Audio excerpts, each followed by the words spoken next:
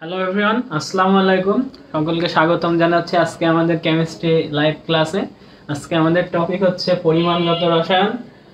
HSC 22 এবং 23 তাদেরকে dedicated করে মূলত ক্লাসটা আজকে নেওয়া হবে। সো অনেক কিছু আমরা শিখবো, সব কিছুই আজকে দেখবো। তোমাদেরকে আমি যেটা বলবো ভাইয়ারা, যে সবকিছু ওকে আছে কিনা, যেমন আমি বলতেছি যে যে লেখাগুলো লিখছি এগুলো বোঝা যায় কিনা, আমার কথা ভয়েস সকল কিছু ক্লিয়ার কিনা এগুলো একটু জানাই দিবা। এবং বিশেষ করে ভাইয়া তোমার বন্ধুদেরকে একটু মেনশন করো, যাতে প্রত্যেকে যারা 22 এবং 23 ব্যাচ আছো তারা যাতে প্রত্যেকে ক্লাসটার নোটিফিকেশন সবার কাছে পৌঁছায় যায়। তো প্রথম দিকে আমরা কিছু কথা বলি যে ঈদের ছুটি তো সব জায়গায় মোটামুটি দেওয়া শুরু করছে। তো ঈদ সামনে আসতেছে। আচ্ছা, রিফাত মজুমদার, ওয়ালাইকুম আসসালাম। সবকিছু ওকে নাকি একটু জানালে ভালো হয়। সবকিছু যদি ওকে থাকে আমরা স্টার্ট করব। রিফাত মজুমদার ভাইয়া আমাদের সাথে সব সময় থাকে। আমাদের সাথে অনেকেই আছো, একটু কমেন্টে যদি জানাই দাও আমার ভয়েস ক্লিয়ার কিনা, জানাই দিলে আমি কন্টিনিউ করব। সো আমরা এটা একটা ফ্রি প্রোগ্রাম এসএসসি 22 এবং 23 এর জন্য। 22টা আমরা ফর্মালিটি মেনটেন করে লিখতেছি, বাট 23 এর জন্য এটা ইফেক্টিভ খুব।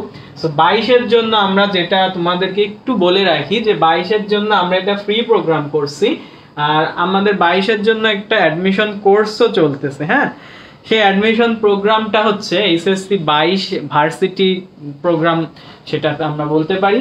সো সেটাকে তোমরা, সেখানে তুমি অনেক কিছুই পাবা। আমরা একটু তোমাকে বলে দিই, সেটাই যদি তুমি জয়েন করো তাহলে তুমি সেখানে তুমি এইচএসসি যে গাইডলাইনটা ভাইয়া, এইচএসসি গাইডলাইন 0 to 1 এটা তুমি ফ্রি পাচ্ছ, কারণ আমাদের জানি 22 এর এইচএসসি পরীক্ষার সামনে। সো এই জায়গাটা তুমি ফ্রি পাচ্ছ, এইচএসসি গাইডলাইন 0 to 1 ফ্রি পাচ্ছ। দেন তুমি মাই মেন্টর, এই গ্রুপ দুইটা, এইচএসসি গাইডলাইন 0 to 1 মানে অ্যাডমিশন গাইডলাইন 0 to 1 এবং মাই মেন্টর, এই দুইটাতে তোমাকে ফ্রিতে আমরা সুযোগ দিব যদি তুমি 22 এর ভার্সিটি প্রোগ্রামে মানে অ্যাডমিশন প্রোগ্রামে জয়েন করো। ভার্সিটি ডেডিকেটেড না, অ্যাডমিশন প্রোগ্রাম। দেন আমরা যখন আমাদের এইচএসসি পরীক্ষাটা শেষ হয়ে গেল, তো আমরা অ্যাডমিশন ক্লাস অ্যাক্সেস পেয়ে যাব, সেখানে করতে থাকবো।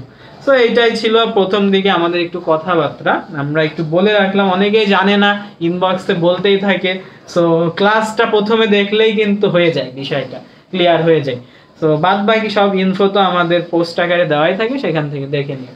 সো আমাদের এইটা হচ্ছে একটা ফ্রি প্রোগ্রাম। সো 22 ব্যাচের জন্য খুবই ইফেক্টিভ হচ্ছে। সবার রিভিউ নেওয়া হয়েছে অলরেডি। আমরা ফার্স্ট পেপার ডান করছি, ম্যাথ বাদে কেমিস্ট্রি, ফিজিক্স এবং বায়োলজি এই তিনটার ফার্স্ট পার্ট আমরা ডান করছি। কেমিস্ট্রি আজকে আমরা ধরলাম এসএসসি 22 এর সেকেন্ড পার্ট। আজকে আমাদের টপিক হচ্ছে পরিমাণগত রসায়ন। সো কারা কারা আছো একটু কমেন্ট করো, আমরা ক্লাসটা স্টার্ট করব। ক্লাসটা আমরা স্টার্ট করে ফেলবো, দেখা যাক। আচ্ছা, আমাদের সাথে রিফাত মজুমদার ভাই আছে, ফারহান, আচ্ছা ফারহান ইসলাম, ওয়েলকাম ব্রো। আচ্ছা, তারপর আমাদের সাথে আছে আর কারা আছো কমেন্ট করতেছেন না, সো আমি কিভাবে নাম পড়বো? সো কমেন্ট করতে হবে। 22 ব্যাচের যদি কেউ চেনা জানা থাকে তাহলে তাদেরকে একটু মেনশন করো, যাতে আমরা ক্লাসটা মানে সবার সাথে কোঅপারেটিভ ভাবে করতে পারি। তো আজকে আমরা যে ক্লাসটাই আমরা যেটা করব, আমরা শুরু করি। চলো আমরা শুরু করে দিই।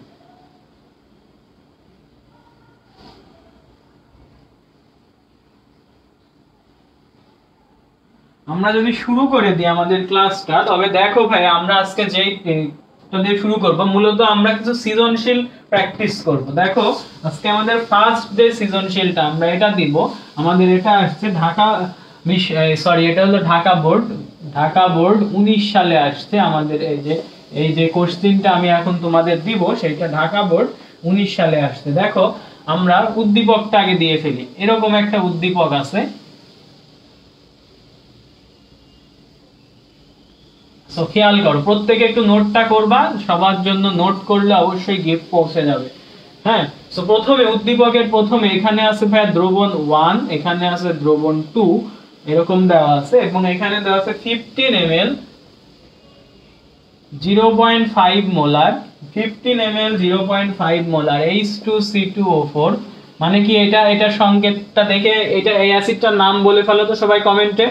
H2C2O4 এই অ্যাসিডটার নাম কি? ততক্ষণে আমি উদ্দীপকটা কমপ্লিট করি। 5 ml 10% sodium hydroxide, 10% sodium hydroxide. এটা গেল আমাদের ছক নাম্বার 1। আমাদের ছক নাম্বার 2 তে কি বলছে? ছক নাম্বার 2 তে আমাদের এরকম আর একটা বিষয় আছে যে ছক নাম্বার 2 তে আমাদের এরকম একটা কথা আছে যে এখানে দেওয়া আছে নির্দেশক আর এই সাইডে দেওয়া আছে পিএইচ এর পরিবর্তন। তো মূলত এটা টাইট্রেশনের একটা পর্যায়ে চলে গেছে এই সৃজনশীলটা। আমাদের নির্দেশক এ এবং বি দুইটা ক্রাইটেরিয়াতে আমরা ভাগ করছি, এ এবং বি, এবং এদের পিএইচ এর পরিবর্তন বলা আছে। ভাই প্রথমটা দেওয়া আছে 3.1 থেকে 4.4, সেকেন্ডটা দেওয়া আছে 8.3 টু 10। সো ভাইয়া এই হচ্ছে আমার সিনারিওটা। আমার ঢাকা বোর্ড 19 সালে এরকম একটা উদ্দীপক দিয়ে রাখছে।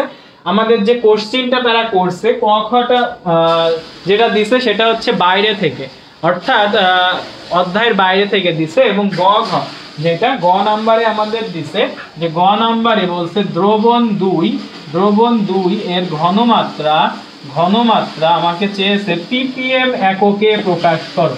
তো এই কোশ্চেনটা তোমরা যদি টেস্ট পেপার ঘাটো অনেকবার বারংবার এই যে ppm এ প্রকাশ করা এটা আসছে। সো দ্রবণ 2 আগে আমরা দেখে ফেলি। দ্রবণ 2 হচ্ছে ভাই 5 ml 10% সোডিয়াম হাইড্রোক্সাইড। তার আগে আমি একটা কোশ্চেন করছিলাম যে এই যে অ্যাসিডটার নাম কি? সবাই দেখি কমেন্ট করছে কিনা কেউ। এই অ্যাসিডটার নাম কি? কেউ কি আছে? কমেন্টই তো আসে নাই। সো এই অ্যাসিডটার নাম আমি আর তোমাদেরকে ঘোরাইতেছি না। এই অ্যাসিডটার নাম হচ্ছে ভাই অক্সালিক অ্যাসিড, H2C2O4। আমরা যখন স্টুডেন্ট ছিলাম, আমরা যখন পড়তাম তখন এইভাবে মনে রাখতাম এই অ্যাসিডটা যে হুক্কু, এই যে এইভাবে লিখতাম হুক্কু, মানে HOOC হুক, তারপর COOH কু, তাহলে এই যে হুক্কু দিয়ে দেখো মনে রাখতাম অক্সালিক অ্যাসিডটা। তো এটা হচ্ছে অক্সালিক অ্যাসিড, আর কিছুই না। সবাই একটু জানাও যে বুঝতে পারছি কিনা। তো উদ্দীপক দেখে আমি যে এখন যদি এটা করি, আমি যদি সলিউশন করি, এটা সলিউশন করলে তাহলে দেখো কি আসে।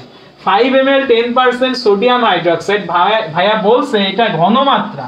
প্রথমে তোমাকে ঘনমাত্রা বের করতে হবে, দেন এটাকে ppm এককে প্রকাশ করতে হবে। তাহলে আমাদের দুইটা ভাগ, আমরা দুইটা ভাগে এটা করব।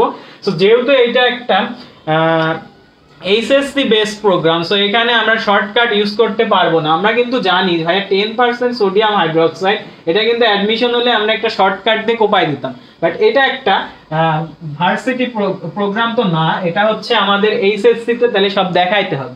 তাহলে আমরা যেটা করব, আমাদের দেওয়া আছে 5 ml 10% সোডিয়াম হাইড্রোক্সাইড। এখান থেকে আমরা কিছু ডেটা পাবো। সো ডেটা পাওয়ার আগে এই তথ্য দ্বারা তোমার একটা সূত্র মাথায় আসে কিনা, যে ঘনমাত্রা বের করার আমরা একটা সূত্র জানতাম যে S equal to 1000 into W by M into V, 1000 into W by M into V। এই সূত্রটা মাথায় আসে কিনা? অবশ্যই আসা উচিত।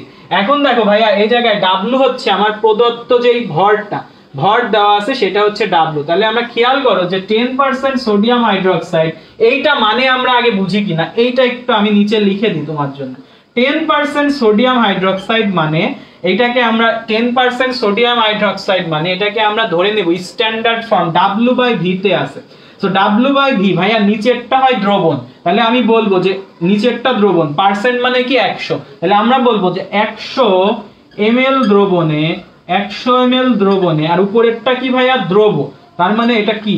V হচ্ছে আয়তন, তাই ml লিখছি, আর W হচ্ছে কি? ভর, তাই আমরা এটাকে লিখবো 10 গ্রাম দ্রব আছে। এখন খেয়াল করো ভাইয়া যে তাহলে আমার এই যে 10 গ্রাম দ্রব আছে এটাই তো W, তাহলে আমার W হচ্ছে 10 গ্রাম। আমরা বুঝতে পারছি W হচ্ছে 10 গ্রাম, বুঝতে পারছি।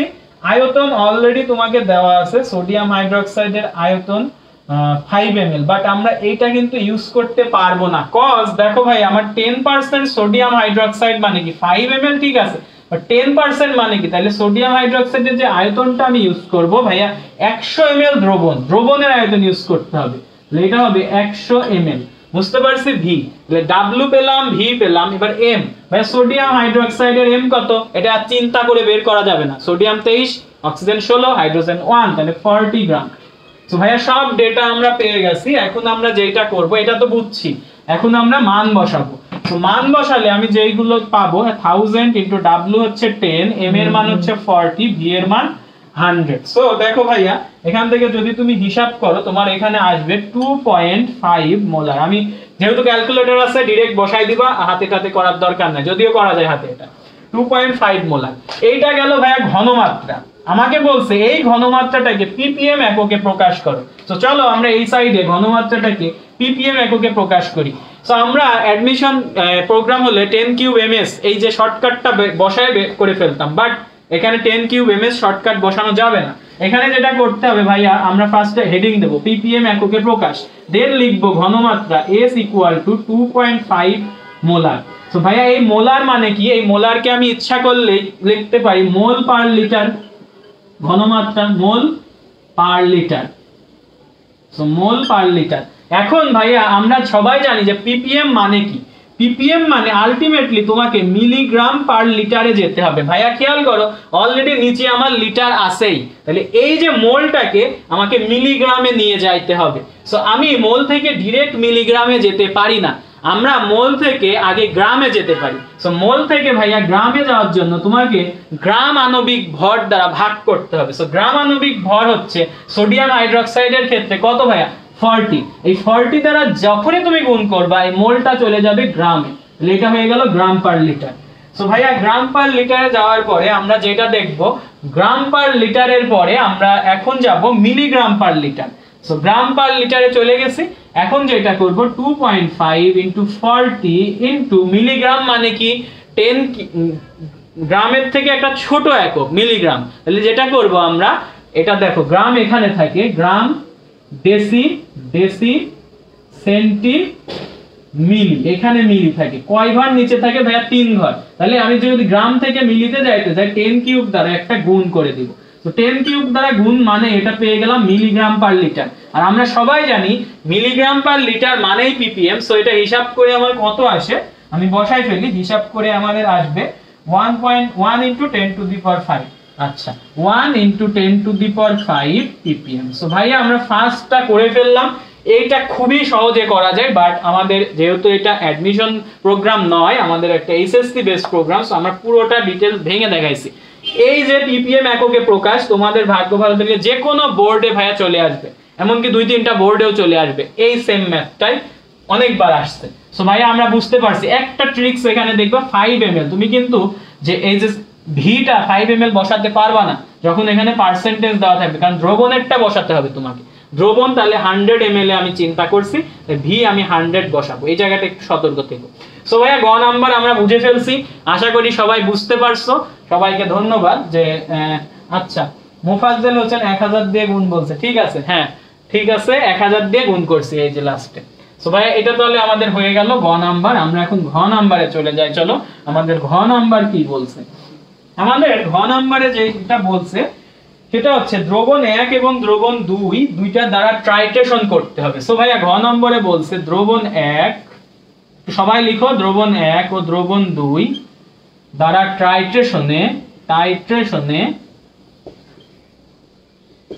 টাইট্রেশনে আমাকে বলছে উদ্দীপকের কোন নির্দেশকটি উপযুক্ত। উদ্দীপকের কোন নির্দেশকটি উপযুক্ত, এ নাকি বি?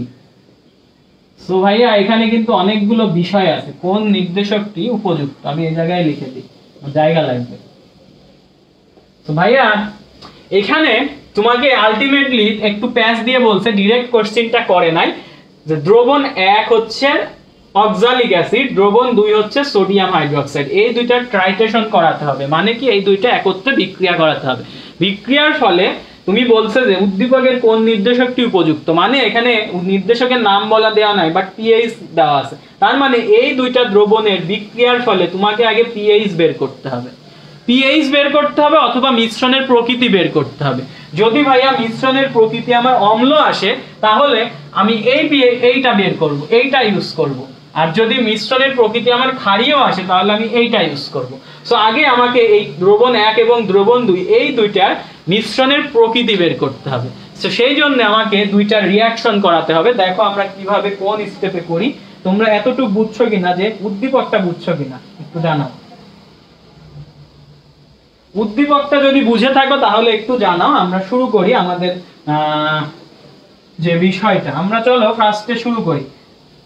টাইট্রেশন করতে দিলে ফার্স্টে আমাদের আগে ওই যে উদ্দীপক কি কি দেওয়া আছে এগুলো একটু লিখে নিবা, তারপর আমরা রিঅ্যাকশনে চলে যাব। সো রিঅ্যাকশন যদি করতে হয় তাহলে ভাই আমরা চলো রিঅ্যাকশনটা করি। Oxalic acid plus sodium hydroxide, এই দুইটার আমরা যদি দুইটা অংশে ভাগ করে নিই, চলো রিঅ্যাকশন ঘটায়, তাহলে কি আসবে? তো ভাইয়া এখান থেকে খেয়াল করো, সোডিয়াম এখানে হচ্ছে হাইড্রোজেন প্লাস C2O4 মাইনাস। এই যে হাইড্রোজেন প্লাস, এটা হচ্ছে প্লাস অংশ, এটা হচ্ছে মাইনাস অংশ। হাইড্রোজেন আর হাইড্রক্সিল মিলে আমার কি তৈরি করবে? পানি তৈরি করবে। তো এরা পানি আকারে বেরোয় যাবে। আর এই যে ভাইয়া সোডিয়াম হচ্ছে প্লাস আর এটা মাইনাস, তাহলে এই যে প্লাস আর মাইনাস মিলে এরা একটা লবণ প্রস্তুত করবে। সেই লবণটা হচ্ছে সোডিয়াম অক্সালেট। সোডিয়াম অক্সালেট, সেই লবণটা আমরা লিখে ফেলি Na2C2O4। এবার তোমার কাজ হচ্ছে ভাইয়া এদের সমতা করা। সো এখানে সোডিয়াম 2 আছে ভাইয়া, এখানে তাহলে একটা 2 দিয়ে দাও। সো খেয়াল করো আমাদের সব কিন্তু হয়ে গেছে সমতা মোটামুটি, আর কিছু বাদ নাই। হ্যাঁ ঠিক আছে।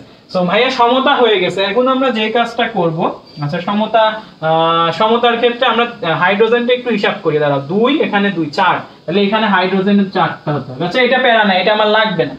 সমতার ক্ষেত্রে তুমি একটু খেয়াল করো ভাইয়া যে আমার এখানে 1 মোল অক্সালিক অ্যাসিডের জন্য 2 মোল সোডিয়াম হাইড্রোক্সাইড লাগে। তাহলে আমি একটু লিখে ফেলি যে 1 মোল oxalic acid H2C2O4 is equivalent to 2 mole sodium hydroxide. এইটা আমার একটু মাথায় সেট করে রাখতে হবে। দেন আমি যাব এখানে, দেন আমরা একটা সূত্র জানতাম ভাইয়া যে V1S1 equal to V2S2। এখন আমি যেটা করব, একবার অক্সালিক অ্যাসিডের তথ্যের জন্য আমি V1S1 গুণ করব। দেন আমি তাহলে V1 কিসে আছে ভাইয়া? V1 আছে হচ্ছে মোলারিক, V1 আছে হচ্ছে ml এ। তাহলে আমি এখানে কি একটা গুণ করব ml দিয়ে, এখানে গুণ করব মোলার দিয়ে। আর এই জায়গায় আমি S2 টাকে 1 মোলার ধরে নিব। সো 1 মোলার যদি আমি ধরে নিই তাহলে এখানে V2 কিছু একটা ml এ পাবো। দেখো কিভাবে করি। আমার অক্সালিক অ্যাসিডটা লিখি 15 ml 0.5 molar H2C2O4 equivalent to, ভাইয়া কি বললাম, আমি এই দুইটা গুণ করব, V1 এবং S1 গুণ করব। তাহলে 15 × 0.5, তাহলে আমি কি পাবো? কিছু একটা ml 1 মোলার দ্রবণ পাবো। তাহলে কিছু একটা ml 1 মোলার অক্সালিক অ্যাসিড। বুঝছো একটু? Oxalic acid. তাহলে এখান থেকে তোমার মানটা কত আসে খেয়াল করো। এখান থেকে তোমার মানটা আসে 0.3 ml 1 molar oxalic acid. Same ভাবে তুমি সোডিয়াম হাইড্রোক্সাইডের জন্য করবা। তো সোডিয়াম হাইড্রোক্সাইডের ঘনমাত্রাটা আমি আগের ম্যাথ থেকে ইউজ করব। সোডিয়াম হাইড্রোক্সাইডের ঘনমাত্রা আমরা গ থেকে পাই, আমরা লিখে নেব এখানে। গ থেকে আমরা পেয়েছিলাম যে S অফ সোডিয়াম হাইড্রোক্সাইড সেটা হচ্ছে 2.5 মোলার। এইটা আমরা এখানে ইউজ করব। তাহলে সোডিয়াম হাইড্রোক্সাইড আছে কত? 5 ml। সো আমি যেটা করব 5 ml 2.5 মোলার সোডিয়াম হাইড্রোক্সাইড। কি বলছিলাম ভাইয়া? যে V1S1 গুণ করব। তাহলে V1S1 গুণ করো 5 × 2.5, তাহলে কি পাবা? কিছু একটা ml 1 molar sodium hydroxide. So ভাইয়া এই দুটো গুণ করলে কত আসে? 12.5 ml 1 মোলার সোডিয়াম হাইড্রোক্সাইড। এখন তোমার কোন লাইনটা কাজে লাগবে তুমি একটু খেয়াল করো। আমি এই যে বক্স করে দিচ্ছি, এই লাইনটা তোমার এখন কাজে লাগবে। সো আমরা দুইটার পরিমাণ পেয়ে গেছি, দুইটাই 1 মোলার করে। এখন তাহলে আমি দুইটার ক্ষেত্রে একটা কম্প্যারিজন করতে পারি। সেটা হচ্ছে ভাইয়া আমার H2C2O4 এটা কম আছে। এটা কি আছে? কম আছে। যেটা কম আছে আমি সেইটা নিয়ে হিসাব নিকাশগুলো করব। সো H2C2O4 1 মোল লাগলে সোডিয়াম হাইড্রোক্সাইড লাগে 2 মোল। তাহলে আমি বলতে পারি যে আমার যদি আমি এই বিক্রিয়ার ফলে এইটা কিন্তু ভাইয়া শেষ হয়ে যাবে, এইটা শেষ হয়ে যাবে। তাহলে এইটা নিয়ে আমাকে হিসাব করতে হবে। তাহলে 0.3 মোল ml 1 মোলার H2C2O4 যদি আমি নিই, তাহলে ইকুইভ্যালেন্ট টু কতটুকু সোডিয়াম হাইড্রোক্সাইড নিতে হবে আমাকে? 2 মোল। 2 মোল মানে কি? এটা তাহলে 0.6 মোল নিতে হবে। 0.6 ml 1 মোলার সোডিয়াম হাইড্রোক্সাইড। এইটুকু বুঝছি কিনা? এই জায়গায় যে প্যাচটা খাই কিন্তু আমরা, এই জায়গায় যে কিন্তু আমরা প্যাচটা খেয়ে যাই। এই যে এই জায়গায় যে আমাদের সমস্যাটা হয় যে আমরা এই জায়গায় কোনটা নিয়ে কাজ করব, যেটা কম আছে, কোনটা কম আছে 0.3 ml অক্সালিক অ্যাসিড কম আছে, এইটা আমরা নিব। আর সোডিয়াম হাইড্রোক্সাইড তাহলে কতটুকু লাগবে, দ্বিগুণ লাগবে, তাহলে দ্বিগুণ করে দাও। এইবার তাহলে ভাইয়া খেয়াল করো 0.3 ml আমার H2C2O4 ছিল, শেষ হয়ে গেছে, but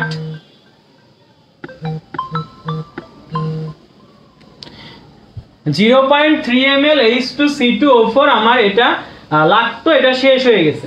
but 0.6 ml sodium hydroxide এইটা কিন্তু আমার দ্রবণে, দেখো দ্রবণে ছিল 12.5 ml, ব্যবহার হয়েছে এতটুকু, তাই না, 0.6 ml। তাহলে বলতেই পারি যে দ্রবণে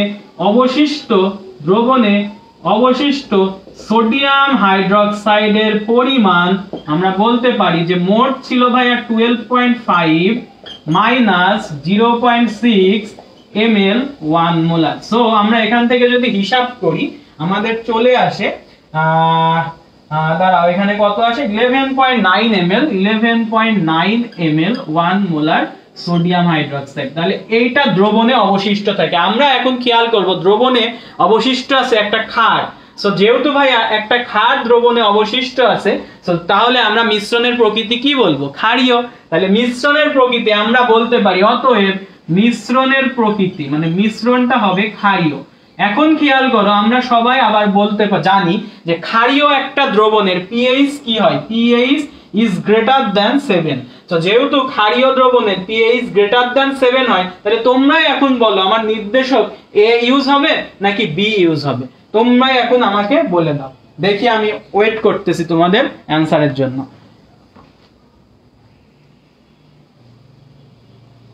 তাহলে আমাকে জানাই দাও যে নির্দেশক A ইউজ হবে না B ইউজ হবে। আমার দ্রবণটা আমি পাইছি ক্ষারীয়, হ্যাঁ দ্রবণটা পাইছি ক্ষারীয়। সো এখনো অ্যানসার আসে নাই, তারপরেও আমি বলে দিই, সবাই অ্যানসার করো দ্রুত অ্যানসার করো। তোমাদের অ্যাটেনটিভনেস এর উপর বা অ্যাটেনটিভিটির উপর আমরা করব, আমরা কিন্তু প্রচুর গিফট টিপ দিই, তোমরা এগুলো জানো না, যারা ক্লাস করো তারাই জানো। তো ক্লাস করলে আমাকে বলতে হবে, একটু রেগুলার অ্যাটেনটিভ থাকবা। আমরা তাহলে বলে ফেললাম ভাই pH 7 এর বেশি কোনটা, 7 এর বেশি কোনটা আছে, বি নির্দেশক। তাহলে আমার নির্দেশকটা কাজ হবে এখানে বি নির্দেশকটা আমি ইউজ করব। সো আশা করি আমরা ঢাকা বোর্ড 19 সালের যে গ এবং ঘ যেটা ছিল একদম সুন্দরভাবে বুঝে ফেলছি। খুবই একটা গুরুত্বপূর্ণ ম্যাথ ছিল। আচ্ছা মুন্নি আক্তার ঝুমা সম্ভবত বি দিছ, তোমাকে ধন্যবাদ। হ্যাঁ অ্যানসার বি হবে, যেহেতু এটা একটা ক্ষারীয় দ্রবণ, সো নির্দেশক এটা আমরা ইউজ করব। সো আশা করি আমরা পুরোটা বুঝছি। আমাদের এটা একটা ফ্রি প্রোগ্রাম, সো তোমার বন্ধুদেরকে বেশি বেশি মেনশন করো। আমরা একটা কোশ্চেন শিখে ফেলছি এবং এটা খুবই খুবই খুবই বেশি গুরুত্বপূর্ণ ছিল। সো এখন আমরা তাহলে আমাদের নেক্সট কোশ্চেনে চলে যাই। নেক্সট কোশ্চেনে আমরা রাখছি হচ্ছে সম্ভবত সমতাকরণ, না সমতাকরণে আমরা খুব প্যারা খাই। তো প্যারা খাওয়া লাগবে না, আমরা আজকে অন্য নিয়মে সলভ করব, দেখবা তো মজা পাবা। তো আসো তোমরা বন্ধুদেরকে একটু ডেকে নিয়ে আসো। যাই হোক আমাদের সমতাকরণে কি আসে, জারণ অর্ধ বিক্রিয়া, বিজারণ অর্ধ বিক্রিয়া, ওইটা লিখতে খুবই হিসাব করতে প্রবলেম হয়ে যায়। তো দেখো আমরা একটু বেসিক আলোচনা করব আগে। তো আমরা চলো একটা কোশ্চেন নিয়ে বেসিক কিছু আলোচনা করব দেন। আচ্ছা সমতাকরণের একটা ম্যাথ নিয়ে নিয়ে দাঁড়াও।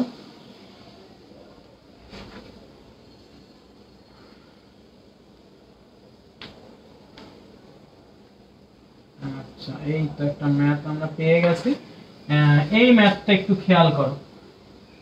আচ্ছা হ্যাঁ বাকিরা একটু কমেন্টে জানাও তো সবকিছু ওকে কিনা। আমরা এখন তিনটা বক্স নিব। এটা হচ্ছে ভাই আসছে দিনাজপুর বোর্ড 19 সালে, কোন সালে কোন জায়গায় 19 সালে দিনাজপুর বোর্ডে আসছে 19 সালে।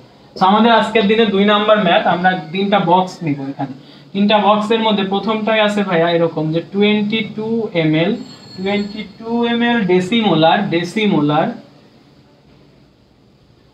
ডেসিমোলার পটাশিয়াম পারম্যাঙ্গানেট দ্রবণ। তো এই বক্সটাকে ছোট করে দিই, বেশি বড় নেওয়া যাবে না, আমাদের জায়গা লাগবে। তো এটা একটা আছে। তারপর আমাদের এরকম আছে যে 0.75 গ্রাম Fe নমুনা, আয়রনের নমুনা নিছে 0.75 গ্রাম প্লাস আমাদের দেওয়া আছে লঘু সালফিউরিক অ্যাসিড দ্রবণ। সো লঘু সালফিউরিক অ্যাসিড দ্রবণ আমরা নিয়ে নিলাম। আর বক্স নাম্বার 3 তে আমাদের কি বলছে যে পটাশিয়াম ডাইক্রোমেট দ্রবণ K2Cr2O7 দ্রবণ। সো আমাদের গ নাম্বারে কি বলছে, গ নাম্বারে বলছে পাত্র বি এবং সি এ দ্রবণের মিশ্রণে সংঘটিত বিক্রিয়া, মানে এটা হচ্ছে পাত্র এ, এটা বি, এটা সি। আমাদের বলছে পাত্র বি এবং সি, গ নাম্বার বলছে পাত্র বি প্লাস পাত্র সি এর বিক্রিয়ায়, পাত্র বি এবং সি এর দ্রবণের মিশ্রণে সংঘটিত বিক্রিয়ায়, মানে এর বিক্রিয়ায়, আচ্ছা বিক্রিয়ায় লিখলাম, বিক্রিয়ায় সমতাকরণ করো আয়ন ইলেকট্রনীয়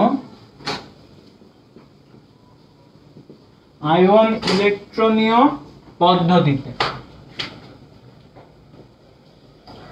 আয়ন ইলেকট্রনীয় পদ্ধতিতে আমাকে পাত্র বি এবং সি এই দুইটার সমতাকরণ করতে হবে।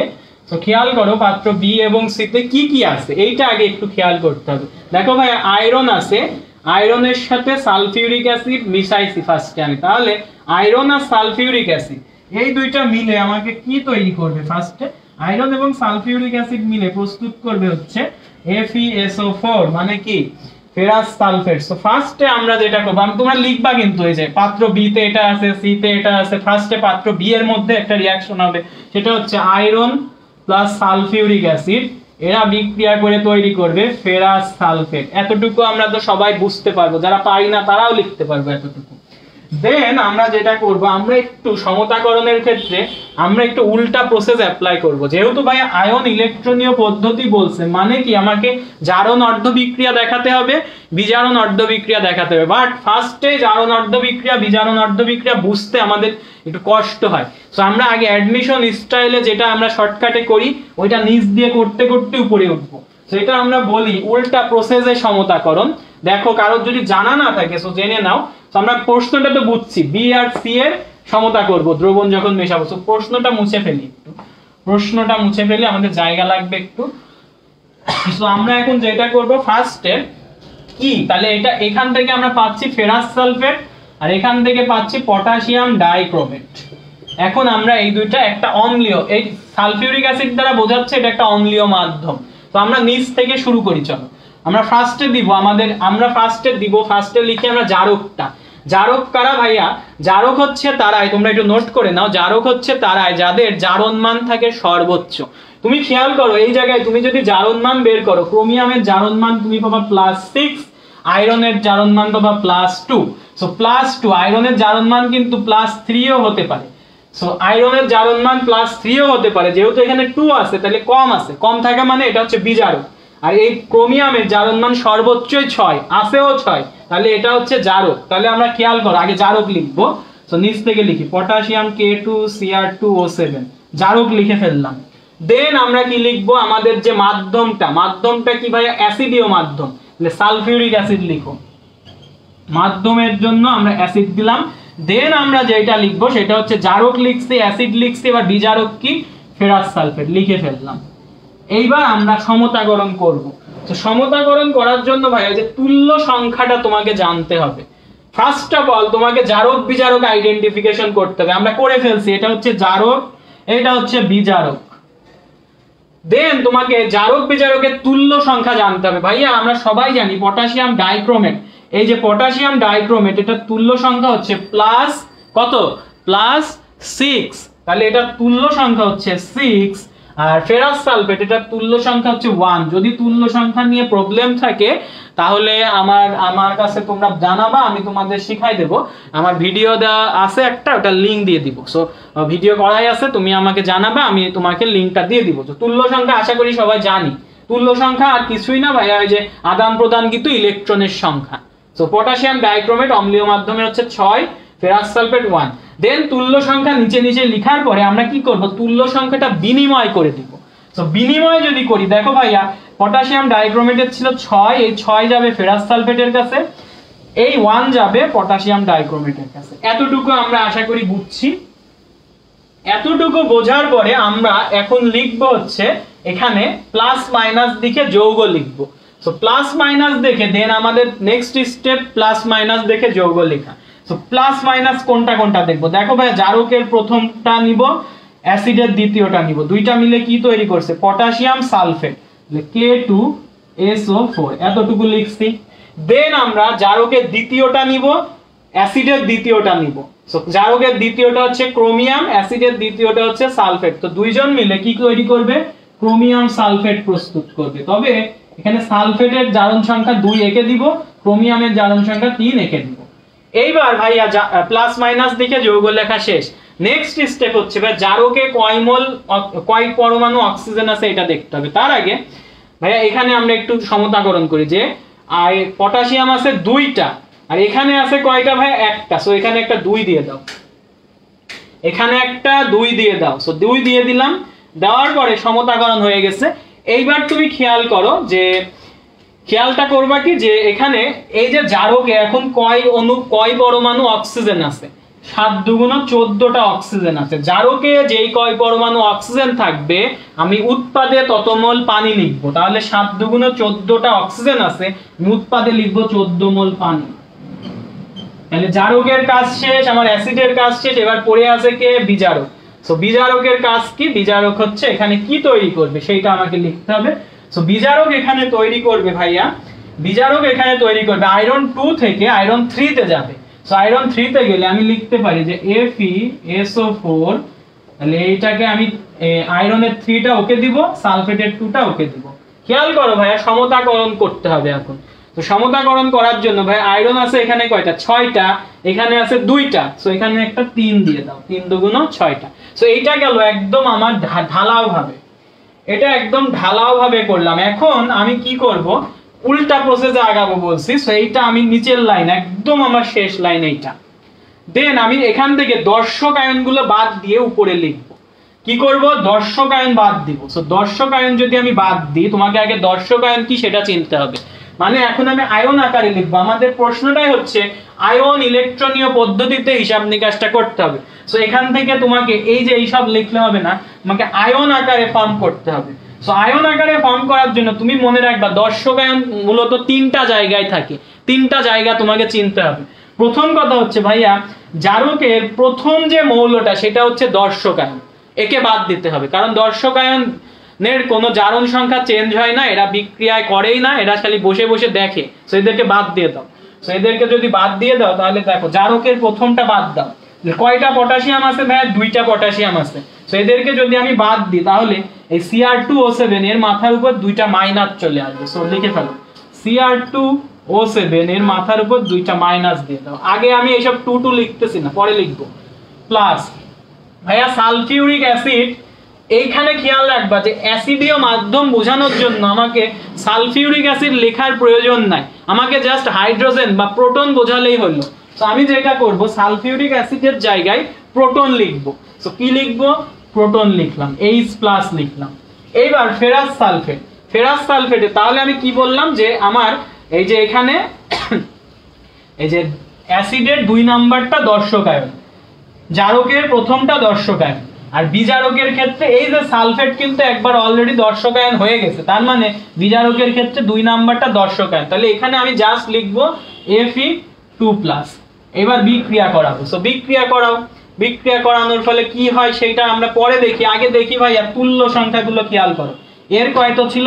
এর তুল্য সংখ্যা ছিল 6, এর ছিল হচ্ছে 1। সো এর 6 ওকে দাও, এর 1 একে দাও, হইছে? এইবার যেটা করব আয়ন আকারে কয়টা, এখানে কয়টা আয়ন লিখবো সেটা পরের বিষয়। Cr2O7 এটা বিক্রিয়ার ফলে কি হয়? এখানে ক্রোমিয়াম আছে 6+ আকারে। তোমরা মনে রাখবা ক্রোমিয়াম বিক্রিয়ার ফলে 3+ আকারে চলে যাবে। সর্বোচ্চ আছে সর্বনিম্নতে চলে গেল, ক্রোমিয়াম 3+ এ হয়ে গেছে। ওকে, এতটুকু আমরা বুঝছি, ক্রোমিয়াম 3+ এ চলে গেছে। আর এখানে আয়রন ছিল ভাইয়া 2+, ও যাবে সর্বোচ্চটাই, তাহলে 3+ এ চলে গেছে। এতটুকু আমরা বুঝছি। ওকে, আর এখানে একটা পানির বিষয় ছিল, তাই না? তাহলে এই যে এখানে পানি কতটুকু দিবা সেটা একটা ব্যাপার আছে, পানি কতটুকু দিবা।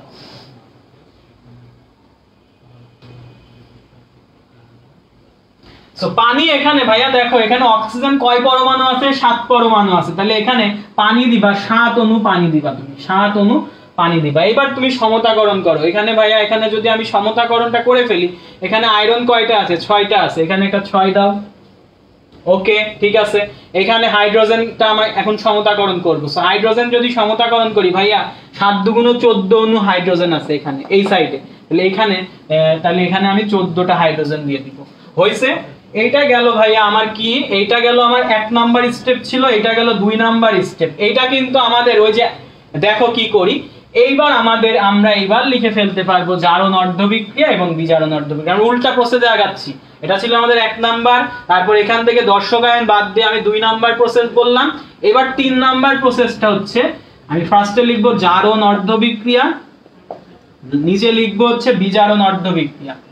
সো এই জায়গায় মিল করে লিখি জারণ অর্ধবিক্রিয়া, জারণ অধবিক্রিয়া, আর এখানে লিখবো বিজারণ অধবিক্রিয়া, বিজারণ অধবিক্রিয়া। লেখার ফলে কিন্তু এই যে এইটা আমার আলটিমেটলি আসবে, এই যে এই জিনিসটা আসবে, আমি অলরেডি বের করে ফেলছি। তোমরা এখন খেয়াল করবা জারণ অর্ধবিক্রিয়া কারা দেখায়? ভাইয়া জারণ অর্ধবিক্রিয়া দেখায় যারা বিজারক। জারণ বিক্রিয়া কারা দেখায়? যারা বিজারক। এখানে আমার বিজারককে খেয়াল করো, এখানে আমার বিজারক হচ্ছে এই যে Fe2+। তাহলে জারণ অর্ধবিক্রিয়া আমি লিখবো Fe2+। কয়টা আছে ভাইয়া? 6টা আছে। লিখে ফেলো Fe2+, 6টা আছে, লিখে ফেললাম।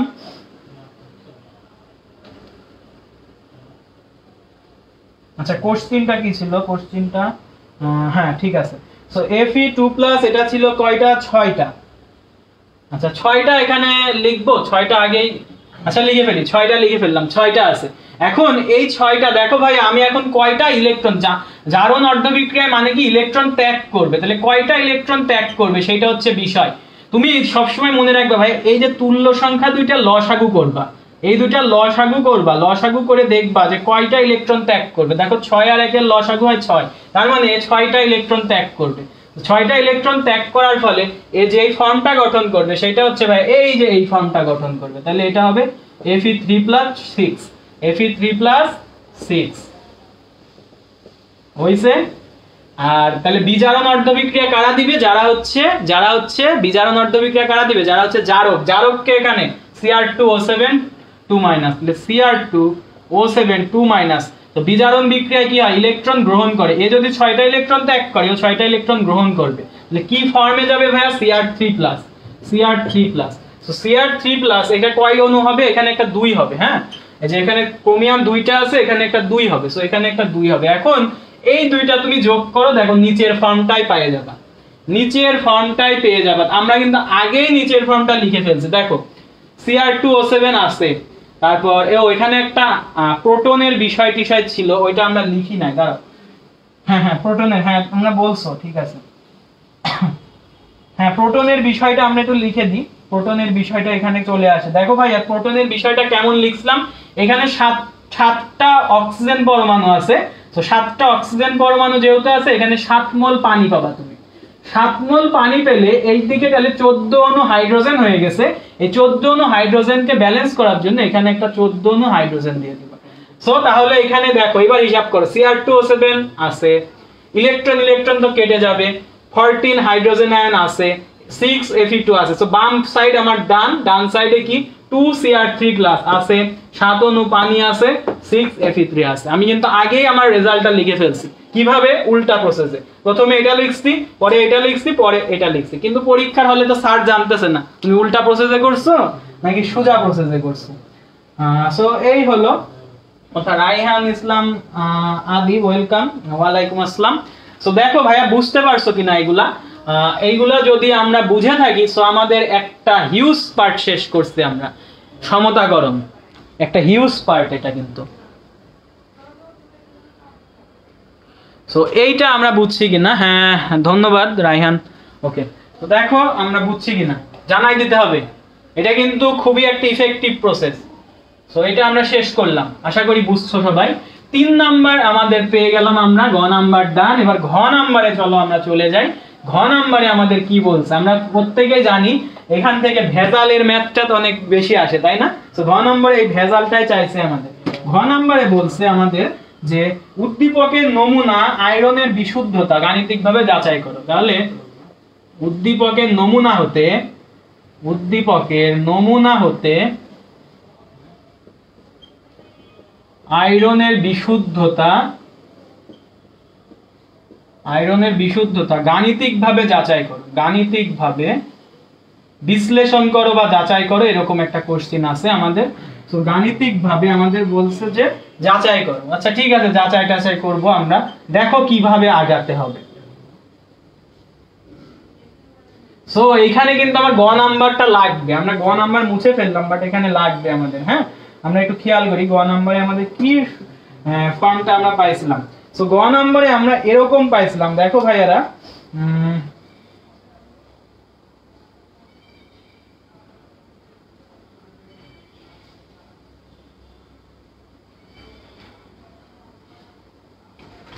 গ নাম্বার এখানে লাগবে কি না, এই জায়গায় আমাদের বিষয়টা হয়ে যায়, আমরা এই জায়গায় একটা মানে ঝামেলায় পড়ে যাব। দেখো এখানে পটাশিয়াম ডাইক্রোমেট নিয়ে আমরা গ নাম্বারটা করছি, বাট এই জায়গায় পটাশিয়াম ডাইক্রোমেটের কোনো তথ্যই দেওয়া নাই, না আছে ওর পরিমাণটা, না আছে ওর ঘনমাত্রা, না আছে আয়তন। সো এইটা দিয়ে করলে হবে না, সো গ নাম্বার দিয়ে তথ্য দিয়ে হবে না, তোমাকে আবার নতুন করে এইটা করতে হবে যে এই দেখো পটাশিয়াম পারম্যাঙ্গানেট এর ডেসিমোলার দ্রবণ দেওয়া আছে 22 ml decimolar potassium permanganate. So potassium পারম্যাঙ্গানেটের সাথে এবার আয়রনের বিক্রিয়া করতে হবে।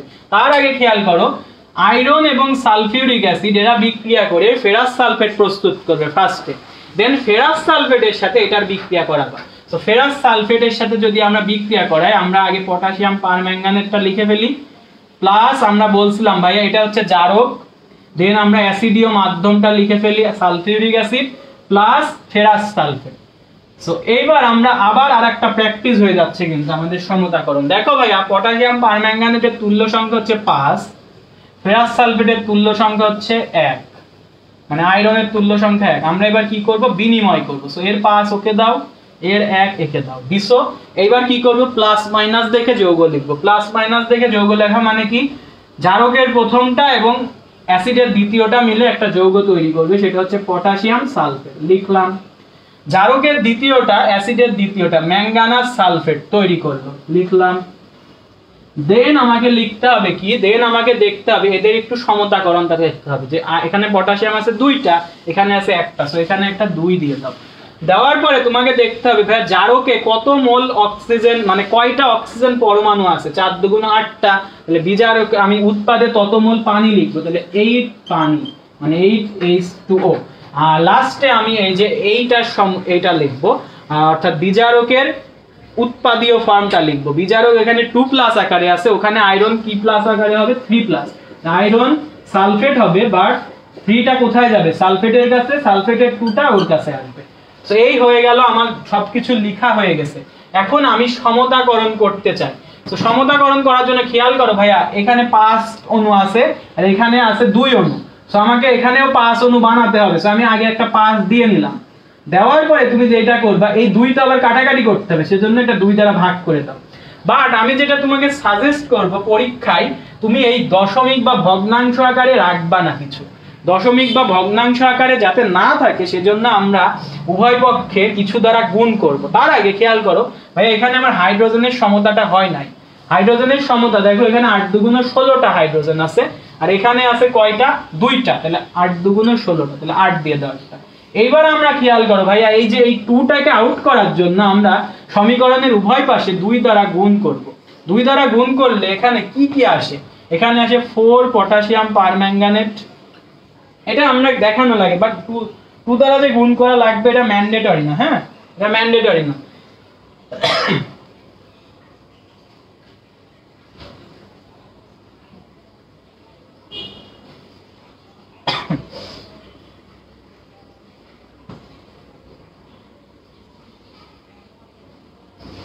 ওকে, বুঝতে পারছো, কমেন্ট করছো?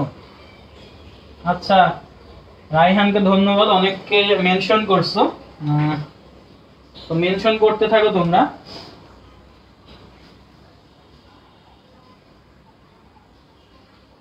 আচ্ছা টেস্ট পেপারে এটা একটু ঝামেলা করে দেওয়া আছে, আমি ঝামেলায় যাবই না, এরকমই থাক, আমার ডেটা এরকমই থাক। এখন তোমাকে দেখতে হবে ভাই আমি কি ঝামেলা মানে কি বিষয়টাই যাই।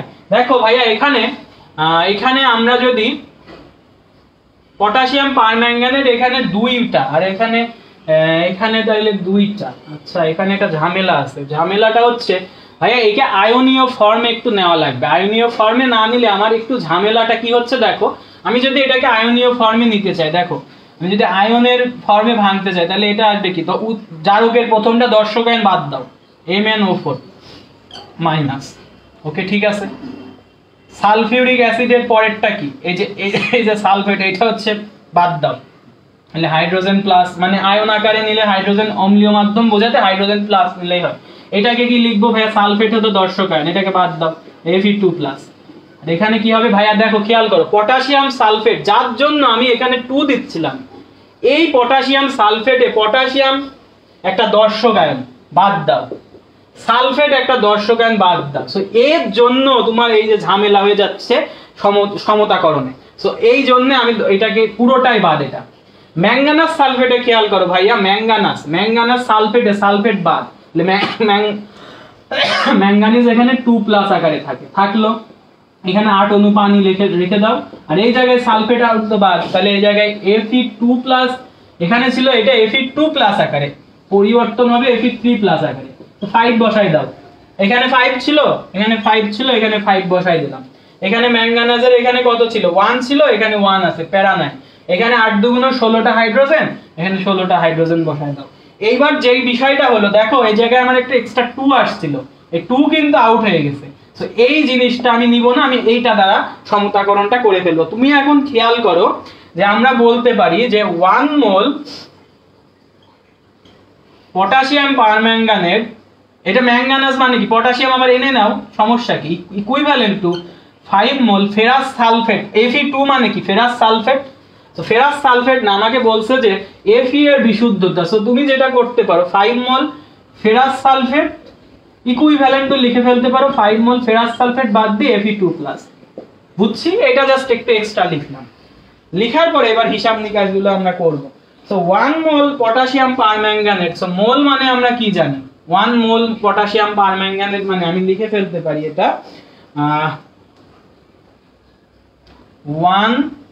1000 ml 1 molar potassium permanganate equivalent to 5 mole ferrous Fe2 plus. এইটাকে যদি আমি একটু ইসে নিয়ে যেতে চাই, দেখো 5 মোল,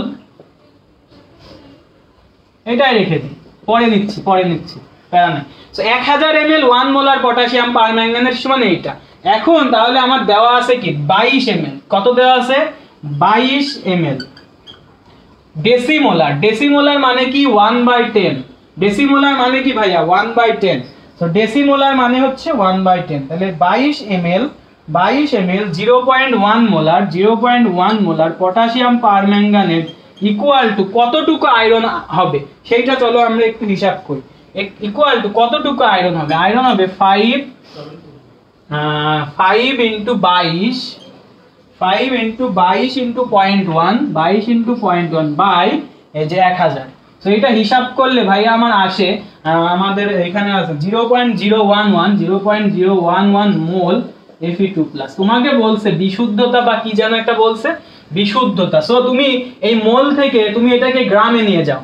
আমরা সবাই জানি মোল থেকে যদি গ্রামে যেতে যাই, আমরা উপরের অংশটা আমরা এই সাইডে একটু করি, মোল থেকে যদি গ্রামে যেতে যাই আমরা কি করব।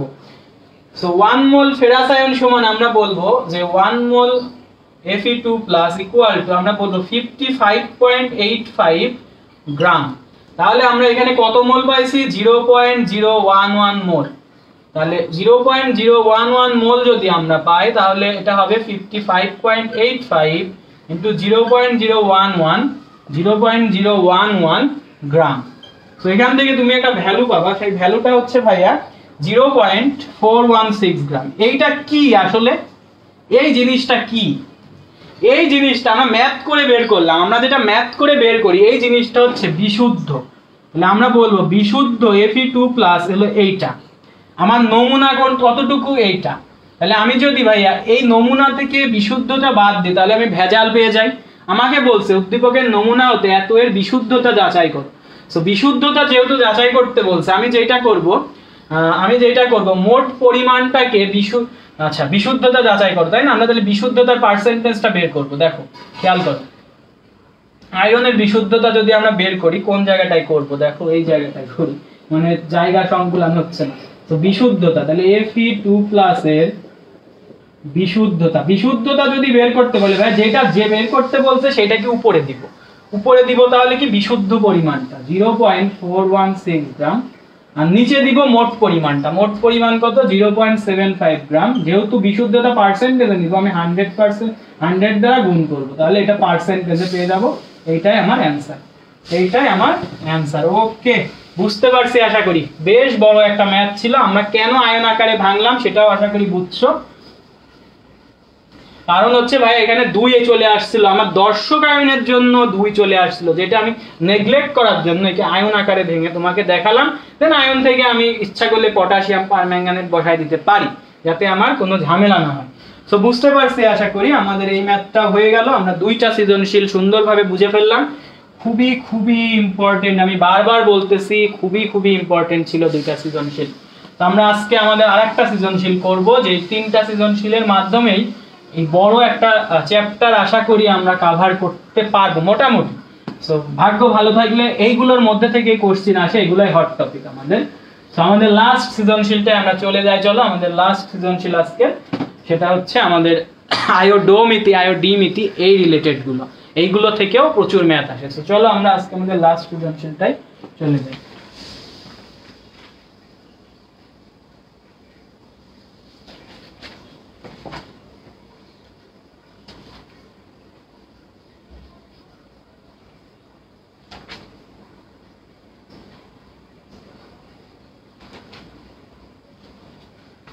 আচ্ছা, ম্যাথটা তো আমি লিখে দিয়েছিলাম, দাঁড়াও একটু খেয়াল করে।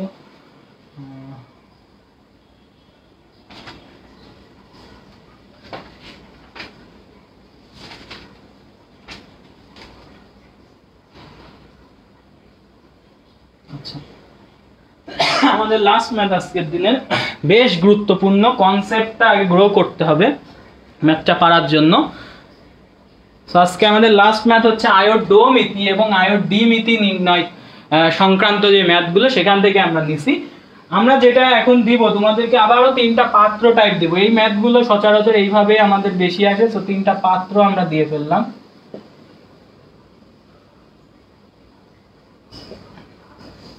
তিনটা পাত্রর মধ্যে আমরা যেটা খেয়াল করো, আমরা দিছি প্রথমটাই হচ্ছে লঘু সালফিউরিক অ্যাসিড, সাইড দিয়ে লিখে দিলাম লঘু সালফিউরিক অ্যাসিড। এটা আছে হচ্ছে ভাই 50 ml।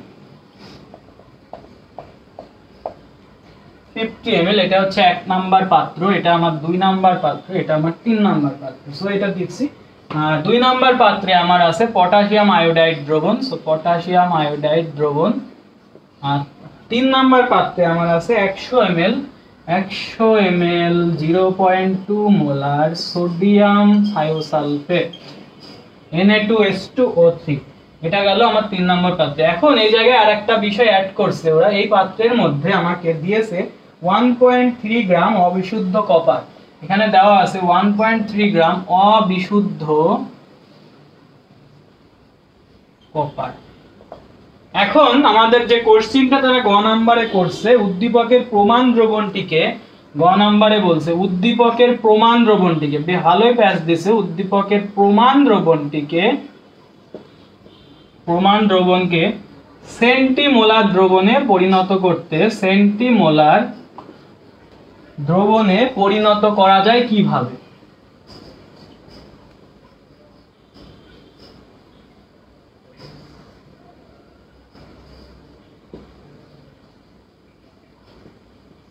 দেখো ভাইয়া, প্রথমে তোমাকে বুঝতে হবে উদ্দীপকের প্রমাণ দ্রবণকে বলছে। প্রথমে তোমাকে বুঝতে হবে প্রমাণ দ্রবণ কোনটা, দেন সেটাকে সেন্টিমোলার দ্রবণে পরিণত করবা কিভাবে সেটা তোমাকে জানতে চাইছে। তুমি আইডেন্টিফাই করো আগে প্রমাণ দ্রবণ কোনটা। সো প্রমাণ দ্রবণ তোমাকে বুঝতে হবে, প্রমাণ দ্রবণ হচ্ছে সেই দ্রবণ যেই দ্রবণের ঘনমাত্রা তুমি জানো। তো খেয়াল করো ভাইয়া, এই যে লঘু সালফিউরিক অ্যাসিড 50 ml বলা আছে ঠিকই, বাট এর ঘনমাত্রা কই দেওয়া নাই। পটাশিয়াম আয়োডাইড দ্রবণ, কোনো তথ্য দেওয়া নাই, ঘনমাত্রা আয়তন কিচ্ছু দেওয়া নাই।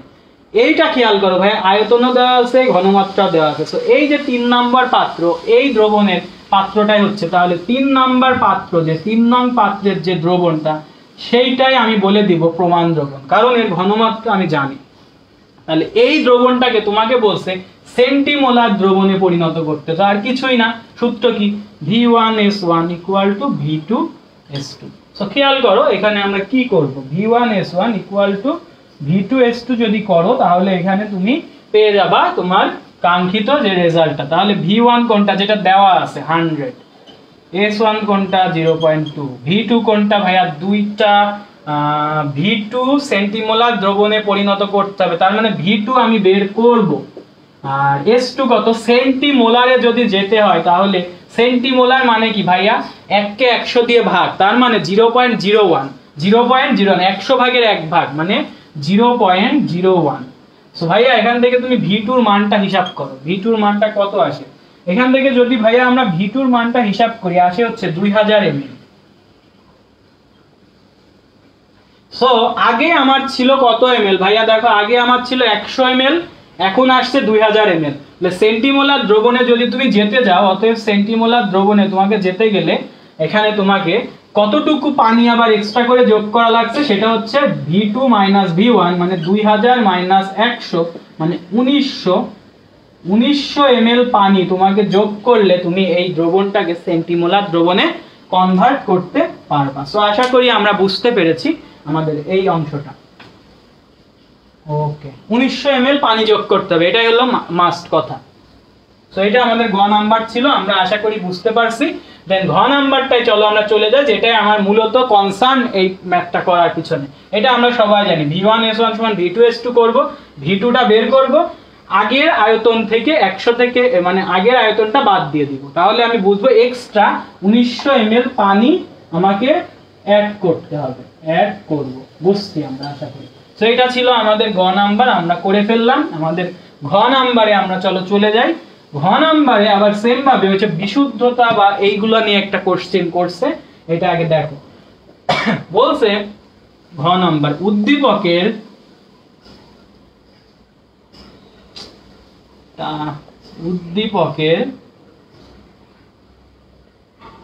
দ্রবণগুলো ব্যবহার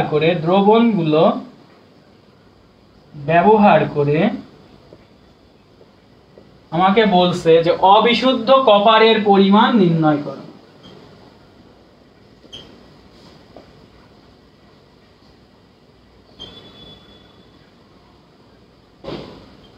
অবিশুদ্ধ কপারের পরিমাণটা নির্ণয় করো। সো এটা আমাকে জানতে চাইছে, আমি কিভাবে কি করব। দেখো একটা কিন্তু ঝামেলা ম্যাথ আছে, এটা কিন্তু ঝামেলা বেশ, এটা না বুঝলে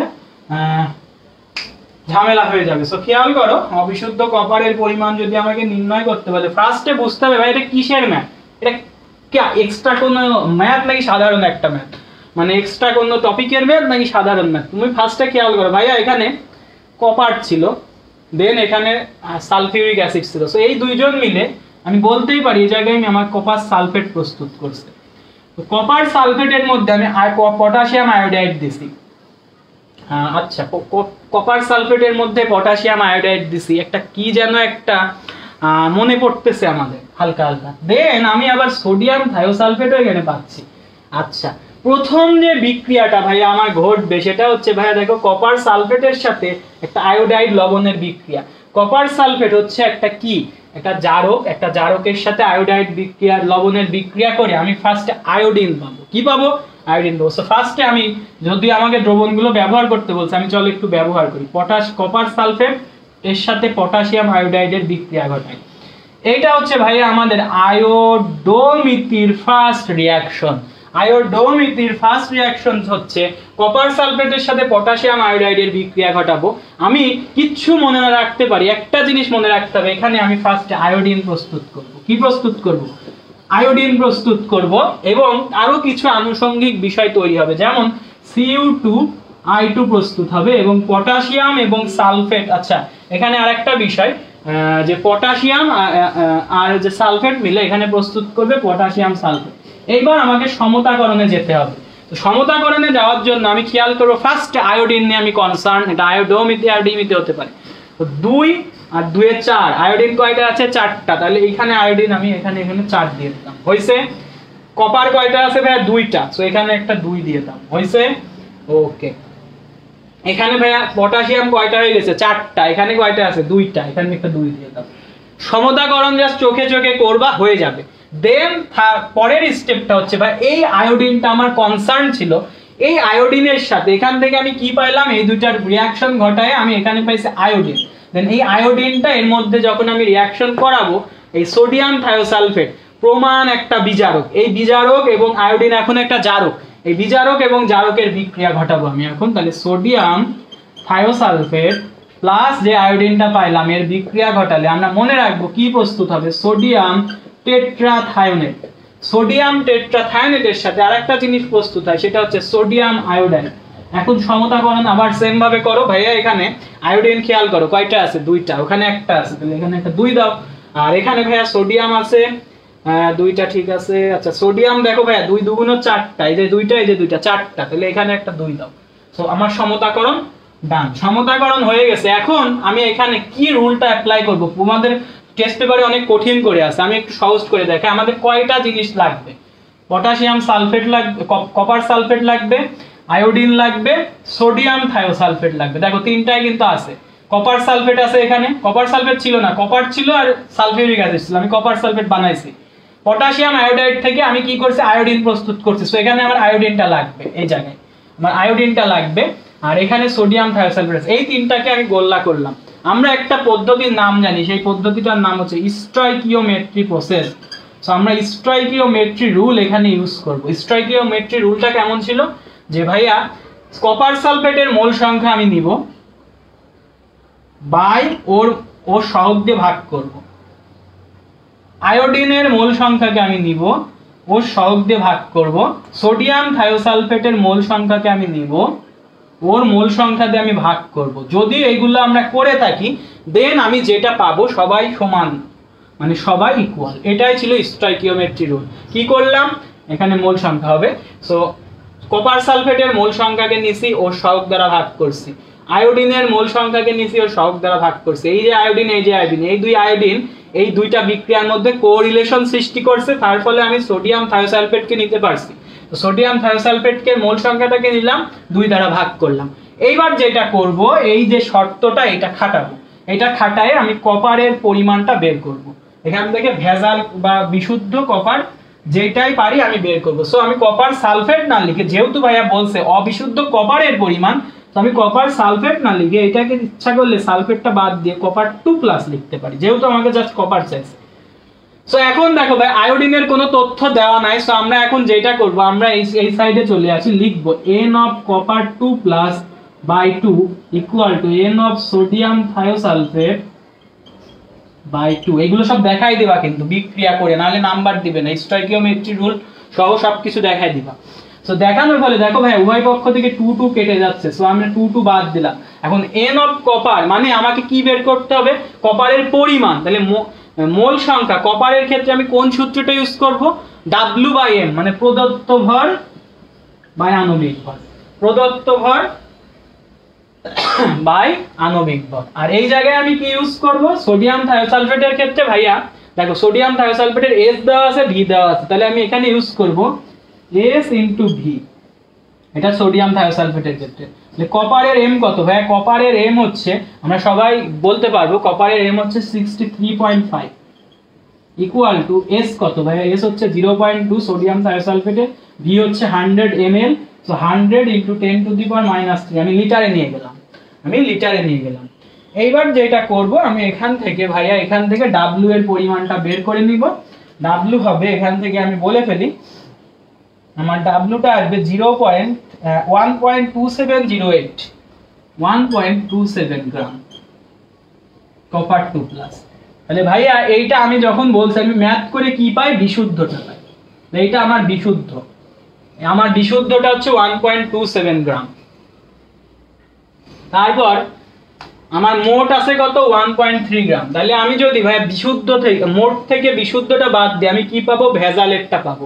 অবিশুদ্ধ মানে কি, ভেজালের পরিমাণটাই তোমাকে জানতে চাইছে। তাহলে আমি এই জায়গায় করে ফেলি যে অবিশুদ্ধর পরিমাণটা, অবিশুদ্ধ কপার 2+ ইকুয়াল টু ভাইয়া মোট কত 1.3, বিশুদ্ধ ম্যাথ করে কত পাইছি 1.727 বাই, যেহেতু পার্সেন্টেজে নিয়ে যেতে চাচ্ছি তাহলে মোট কত, মোটটা সবসময় নিচে থাকবে 1.3 ইন্টু 100%। তাহলে এটা আমার মান আসবে, হচ্ছে দাঁড়াও আমি মানটা ডিরেক্ট বলে দিই, এটা মান আসবে 2.25%, এটার কাছাকাছি আসবে। সো এইটাই আমার অ্যান্সার। সো এটা ছিল আমার আয়োডোমিতি এবং আয়োডিমিতি। এটা মূলত আয়োডোমিতি রিলেটেড ম্যাথ, যেহেতু দুইটা ইকুয়েশনই আমি ইউজ করছি। আয়োডিন ফার্স্টে আমি উৎপন্ন করে নিছি, দেন ওই আয়োডিন ইউজ করে সোডিয়াম থায়োসালফেটের সাথে বিক্রিয়া করাইছি, করানোর পরে এই স্টয়কিওমেট্রি রুলটা ইউজ করে এই সহজে করে ফেলছি। সো এইটা ছিল আমাদের লাস্ট ম্যাথ আজকের জন্য। আশা করি তোমরা খুব সুন্দরভাবে আজকের ক্লাসটা বুঝতে পেরেছো। আমাদের SSC 22 suggestion programme free programme চলতেছে। এর সাথে যদি তোমরা অ্যাডমিশন প্রোগ্রামে জয়েন করো তাহলে 2-3টা বিষয় ফ্রি পাচ্ছ। কি কি ভাইয়া, এইচএসসি গাইডলাইন 0 to 1 ফ্রি পেয়ে যাচ্ছ, তারপর মাই মেন্টর ফ্রি পেয়ে যাচ্ছ। এটা অ্যাডমিশনের আগে এইচএসসি পর্যন্ত চলবে, দেন অ্যাডমিশন প্রোগ্রামটা শুরু যেই না সিজনটা শুরু হবে আমাদের অ্যাডমিশন ক্লাসের অ্যাক্সেস দিয়ে দেওয়া হবে। সো এটাই ছিল আজকের মতো আমাদের জার্নিটা। আমরা আশা করি আমরা পরিমাণগত রসায়নের 3 দুগুণ 6টা টপিক শেষ করছি, খুবই গুরুত্বপূর্ণ। কোন কোন টপিকগুলো ভাইয়া আমি একটু যদি মেনশন করি, ফার্স্টে এসে আমরা করছি কোনো একটা কিছুর যদি ঘনমাত্রা দেওয়া থাকে বা ঘনমাত্রা বের করে পিপিএম এককে কনভার্ট করা। আমি একটু বলে দিই কি কি জিনিস শিখছি আজকে। দেখো লাস্টে একটু সামারি করে দিই, যেহেতু আমরা শেষ করব। যে প্রথমে আমরা কোনো একটা কিছুর ঘনমাত্রা এস বের করে ওটাকে পিপিএম এককে নিছি। 2 নম্বরে আমরা যেটা করছি মিশ্রণের প্রকৃতি বের করা শিখছি, মিশ্রণের প্রকৃতি। 3 নম্বরে আমি পিএইচ বের করা শিখছি, পিএইচ থেকে নির্দেশক বের করা শিখছি, কোন নির্দেশক ইউজ হবে। 4 নম্বরে আমরা আজকে শিখছি হচ্ছে সমতাকরণ আয়ন ইলেকট্রনীয় পদ্ধতিতে। 5 নম্বরে আমরা আজকে শিখছি ভেজালের পরিমাণ নির্ণয়। 6 নম্বরে আমরা শিখছি আজকে কোনো একটা নতুন দ্রবণ, ধরো ঘনমাত্রা দেওয়া আছে, কোনো একটা নতুন দ্রবণ কিভাবে আমরা করব। তাহলে আমরা বলতে পারি যে V1S1 = V2S2, এই রিলেটেড ম্যাথগুলো শিখছি। আর 7 নম্বরে আমরা শিখছি আয়োডোমিতি, এরকমই মনে হয় লেখে, আর হচ্ছে আয়োডিমিতি। সো এই যে ভাই আমরা 7টা টপিক আজকে কভার করছি মূলত। সো 3টা সৃজনশীলের মাধ্যমে 7টা টপিক কভার করছি আমাদের। তাহলে এই যে আমাদের আজকে পরিমাণগত রসায়নের অনেক গুরুত্বপূর্ণ টপিকগুলো শেষ করলাম।